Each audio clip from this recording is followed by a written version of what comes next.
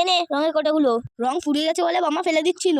এই সঞ্জু, রঙের কোটোগুলো আবার কুড়িয়ে এনেছিস? আরে তুমি কেনই বা রঙের কোটোগুলো ফেলে দিচ্ছিলে? আমি তো রেখেছিলাম কিছু একটা করবো বলে, নাকি? তুই যে কি করবি আমার সব জানা আছে, দেখি তুই কি করিস। আচ্ছা, আমি আগে করি তারপরে বলো। সবার প্রথমে রঙের কোটোগুলোকে আমি ভালোভাবে ধুয়ে নিয়েছি আর তার উপরে সাদা জেসোর কোট করে নিয়েছি। এদি এই জেসোটা আবার কি? জেসো হলো রং, পাউডার আর আঠার একটা মিশ্রণ, যাতে করে রংটা একটু মোটা হয় আর টেকসই হয়। তারপর হলুদ রং করে নিয়েছি ওই জেসোর কোটের ওপরে, কারণ আমি আজকে 3টে কোটো রং করবো আর 3টেই কিন্তু করবো ইয়েলো থিমের ওপর। আর তার উপরে একটা কালো ফেব্রিক দিয়ে আমি সুন্দর করে কিছু ফুল প্যাটার্ন এঁকে নেবো। তার উপর দিয়ে কিন্তু হালকা হালকা দাগও দিয়ে দেবো। বলতো কেমন লাগছে? ভালোই তো লাগছে। আমি কিন্তু সেম ভাবে 3টে কোটোতেই একই মোটিভ করে নেবো, কারণ আমি 3টে কোটো একটা সেট করতে চাইছিলাম। যেমন ধর ওই মাঝখানে যে কোটোটা থাকবে, মানে ধর ওই চৌকো কোটোটা, আর দুই সাইডে যে কোটো দুটো থাকবে সেগুলো রাউন্ড কোটো হবে, দেখতে একটু ইউনিক লাগবে। আর একদম সিম্পল একটা আর্ট করেছি, যেটা তোর বম্মার খুব পছন্দ হবে।